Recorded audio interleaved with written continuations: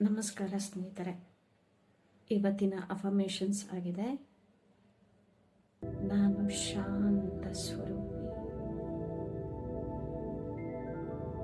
ನನ್ನ ಮನಸ್ಸು ಶಾಂತವಾಗ್ತಾ ಇದೆ. ಯಾರು ಹೇಗೆ ವರ್ತಿಸಿದರು, ನಾನು ಶಾಂತಿಯಿಂದ ವಿವರಿಸುತ್ತಿದ್ದೇನೆ. ಏಕೆಂದರೆ ಶಾಂತಿ ಅನ್ನುವುದು ಒಂದು ಶಕ್ತಿಯಾಗಿದೆ.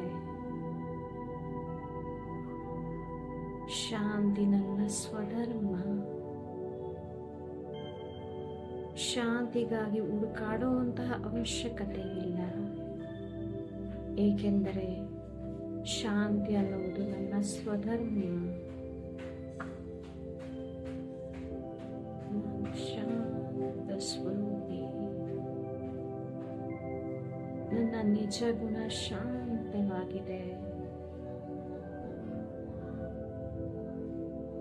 ಈ ರೀತಿಯ ಅಫರ್ಮೇಷನ್ಸ್ಗಾಗಿ ಸಬ್ಸ್ಕ್ರೈಬ್ ಮಾಡಿ, ಲೈಕ್ ಮಾಡಿ, ಶೇರ್ ಮಾಡಿ ಸ್ನೇಹಿತರೆ.